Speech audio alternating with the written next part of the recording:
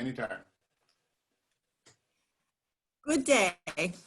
My name is Karen Volkhausen, and along with my co-presenters, Katie Greenman and Samantha Lee, we belong to the MAFCA El Salvador Sistering Committee and the Bangor Carrasque Sister City Committee, respectively. We are part of a national organization called U.S. El Salvador Sister Cities, which was formed during El Salvador's 12-year civil war, 1980 to 1992.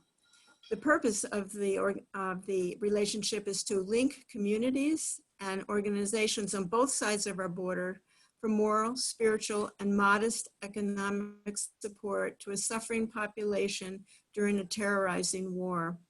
These relationships have survived after the peace accords were signed and continue today. Our goals are relationship building, advocacy, and analyzing the geopolitical realities that affect our sisters as well as ourselves.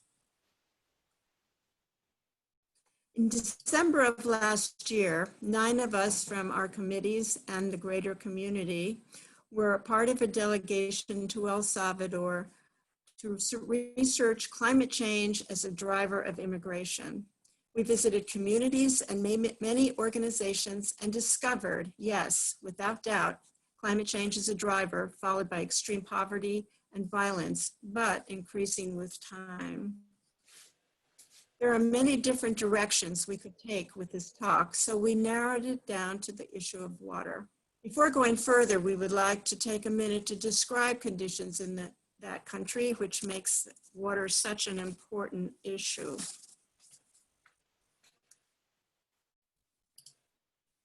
But first, an orientation. El Salvador is the smallest country in Central America, about the size and population of Massachusetts. MAFCA is sistered with an organization in the active social movement of El Salvador called CCR, or the Coordination of Rural Communities. CCR, in turn, is a member of the national organization CRIPTES, the Association for the Development of El Salvador.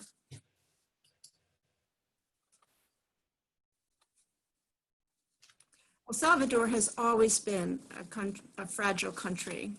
Erupting volcanoes, earthquakes, and seasonal flooding have been frequent events since its beginning. Add extreme poverty, deforestation, war, and destructive big agriculture such as sugarcane, you have an environment in big trouble, especially concerning water.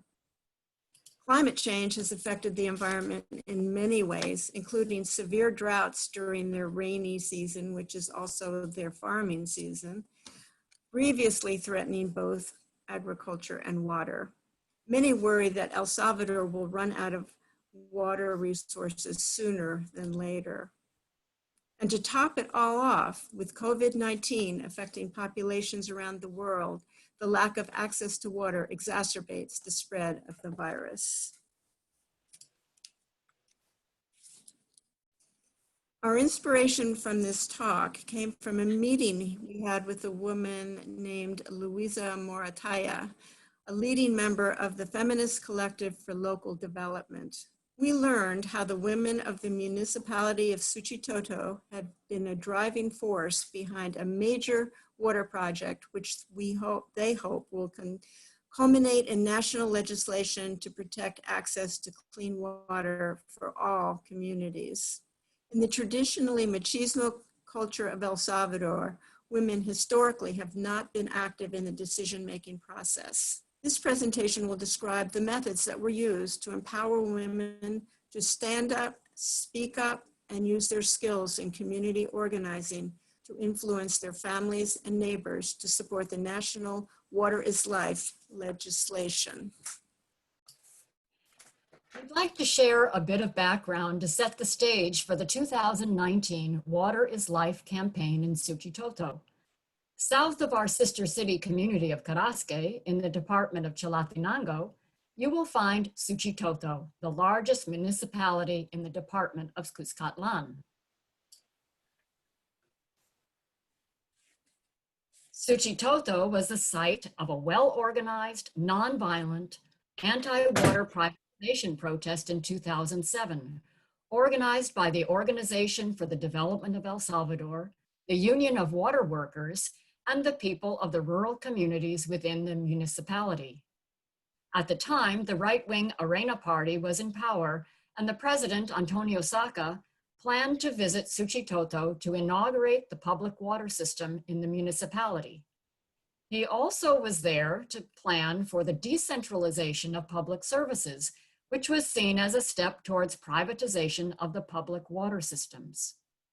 When 14 organizers were arrested forcibly outside of Suchitoto on their way to the demonstration, it took a massive national mobilization, aided by a major international rights campaign, to have the Suchitoto 14, as they came to be known, released from prison.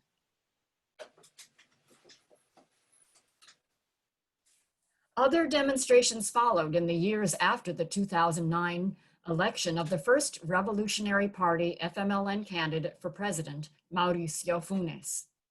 A rally in 2013, organized by the Water Forum Coalition, brought thousands of community, environmental, youth, and labor organizations to the streets of San Salvador to demand the passage of a water law that would guarantee the right to water for all Salvadorans and prevent privatization of this precious, essential resource.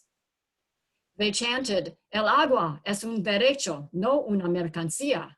Water is a right, not merchandise. And "El agua es un derecho humano." Water is a human right.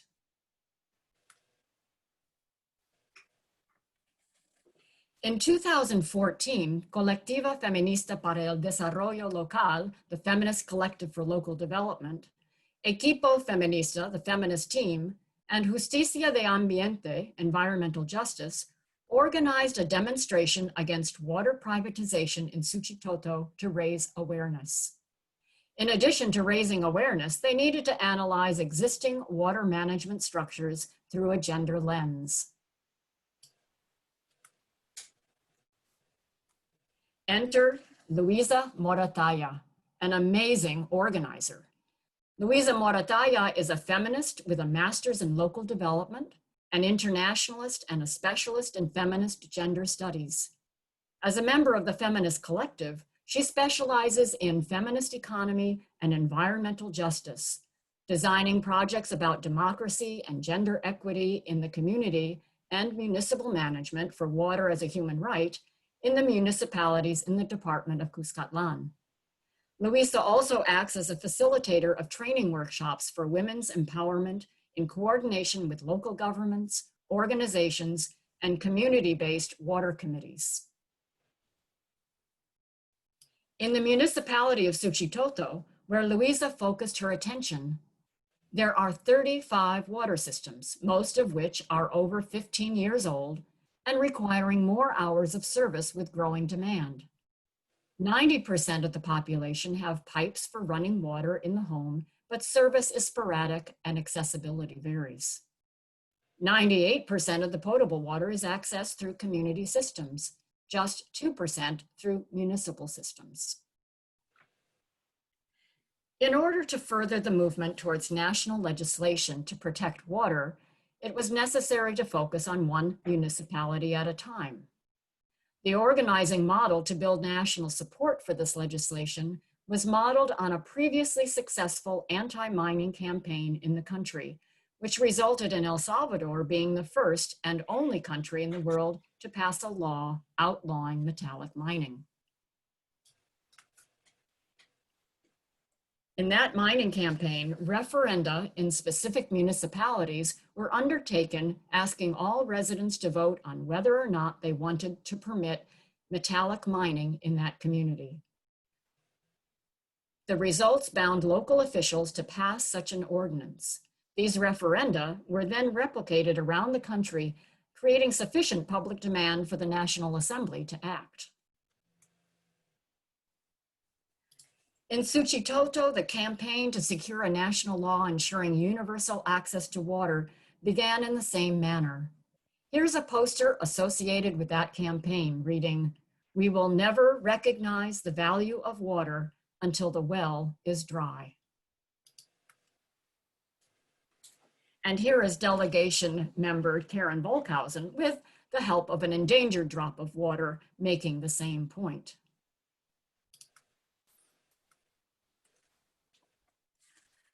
Returning to the 2014 analysis of community water management through a gender lens, organizers sought the answers to these questions. What are the roles and responsibilities of women and men to satisfy the domestic demand for and protection of clean water? What dynamics and power relations are at work? Where are the gaps in knowledge and the barriers women and men have in controlling and accessing water resources? The assessment identified 3 gender-based gaps to address. The first was machismo in a patriarchal culture. The second was sexual division of labor, including the attitude that men equal production and women reproduction. The third was community leadership and the decision-making process. Women were not being heard, especially in rural areas where women's involvement is not expected.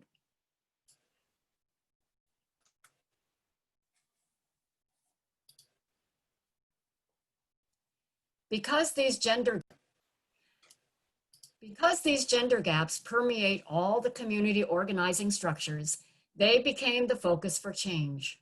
Led by Luisa Morataya, the Feminist Collective, the Feminist Team, and Environmental Justice organized workshops to overcome these gender gaps.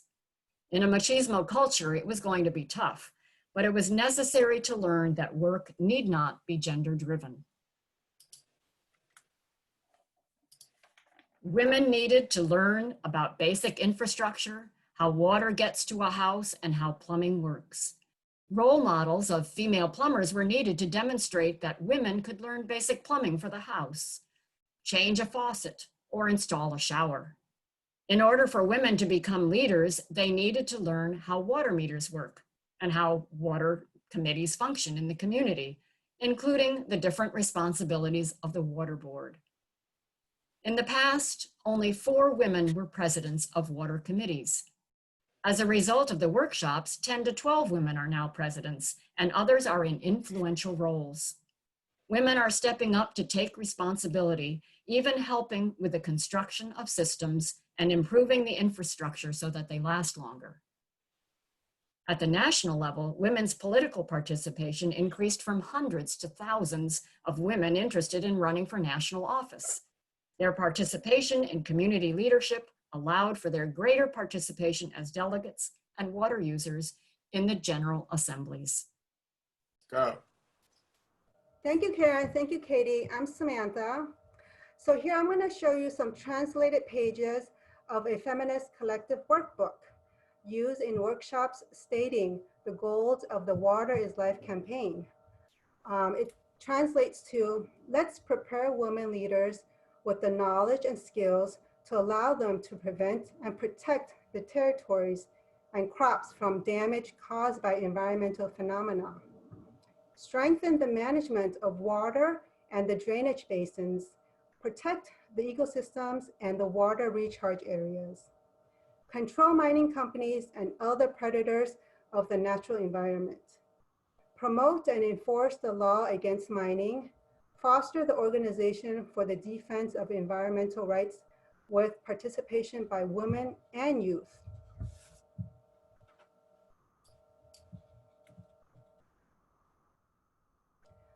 Water and environmental rights.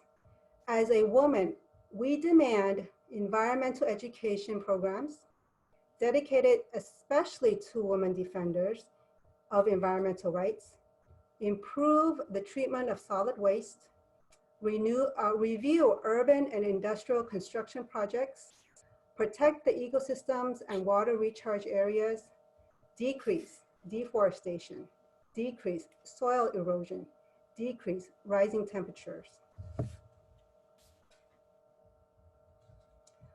The popular consultations or referenda of 2017 and 2019 in Suchitoto were the first ever in El Salvador to ask people to vote on whether access to water is a human right.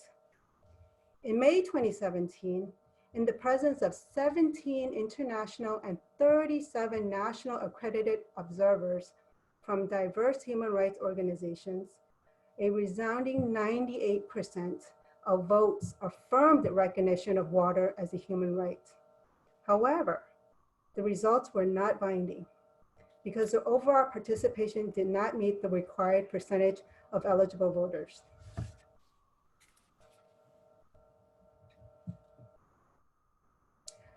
So this slide says, why is the popular consultation important? This is the first step to water being a right to everyone.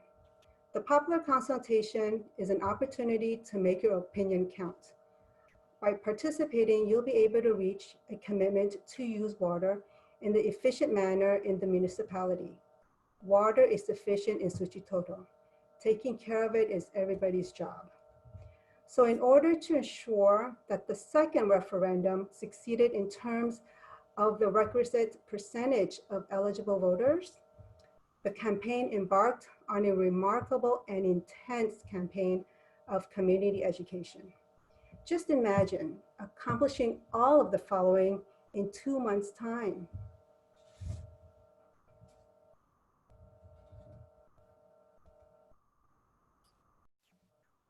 Community organization. Organizing through the community councils of 80 communities with links to rural development organizations. Consultations with students in 43 of 45 schools focus on water as a human right and finding out what students thought about water privatization and how they could protect water. They organized special activities and art projects. The goal was to educate the students so that they in turn would motivate their families to participate in the referendum. Through the process, the students learned that their voices mattered. Development of campaign materials such as t-shirts, banners, posters, brochures, and flyers educating about the importance of the popular consultation or referendum and the voting process. Street theater included public speakers and cars playing announcements and joyful cumbia music.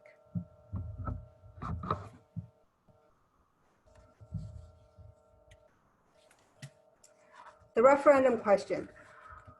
By the time of the second vote, the referendum question was simple and clear, and the communities were prepared to turn out and resoundingly answered yes to the question, we agree that at the municipal level, there should be legal instruments and procedures that protect our human right to water in a priority and participatory manner.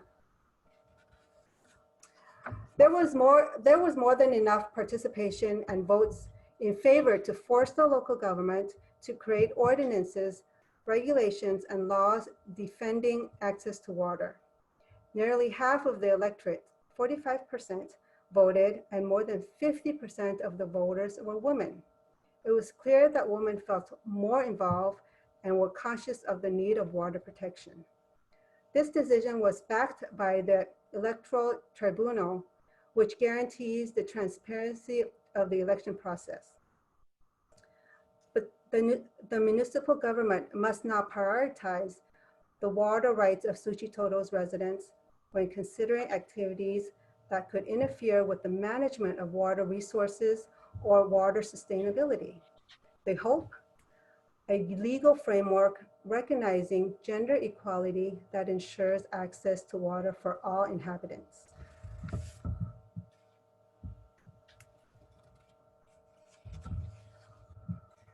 This banner translates to, today we'll let them privatize water, tomorrow they'll privatize the air. Suchitoto is the only municipality that has voted in favor of access to water as a human right. Voters realized that this was the first step leading to water is a human right at the national level. The success of the popular consultation was a tribute to community or popular education. Thanks to the social movement organizations at the national level, there is more awareness of the importance of water is life legislation to protect access for all in every community in El Salvador. The optimism is dampened considerably by the current administration of President Nayib Bukele. Bukele, an ex-FMLN party member, has aligned himself with the right-wing parties while claiming to be leading the party of new ideas. As in the United States, the Legislative Assembly is controlled by the right wing, and progressive legislation meets a tide of opposition.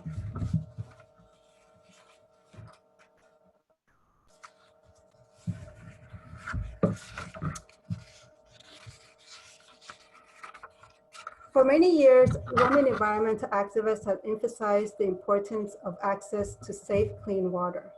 Why women? Because they're the ones who fetch water to cook and clean for the family. Poignant, inspiring, educational. These are some of the feelings we came away with after our trip to El Salvador. During the trip, we learned about the many challenges that Salvadorians face, from the abuse of women to environmental destruction to forced displacement. We had to focus on one issue, and that is water is life. In El Salvador, access to clean water is not a national right yet. The women of Suchitoto organized the Water is Life campaign and mobilized local communities to action, as Katie talked about. They educated communities on the importance of safe public water, and they secured seats for women at the decision-making table. They were able to pass a vote to keep Suchitoto's water in the hands of the municipal government and out of the hands of private companies just months before our visit.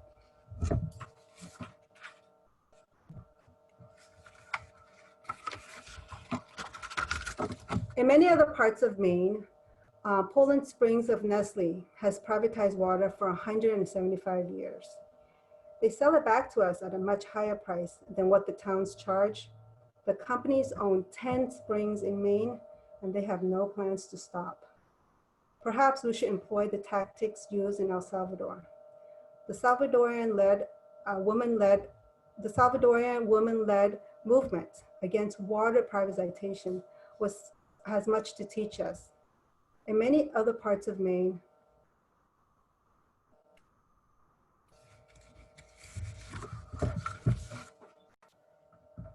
in El Salvador's campaign for water as a human right resonates across borders. Here at home, indigenous water defenders have called for the human right to water for many years. Across languages and cultures, the phrase "water is life" needs no translation.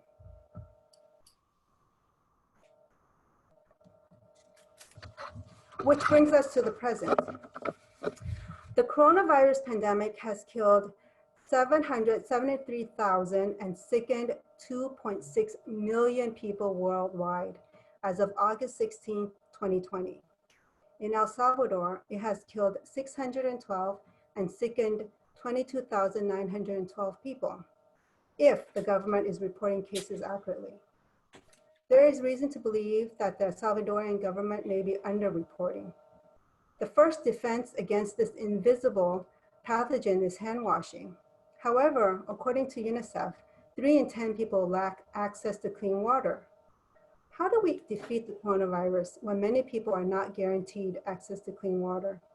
In the face of today's pandemic, water is more vital than ever. While the fate of the Water is Life legislation in El Salvador remains on hold due to the pandemic, the campaign continues with a new slogan: "Without water, COVID advances." We know from the strength and determination of the women activists, the struggle will continue until they succeed.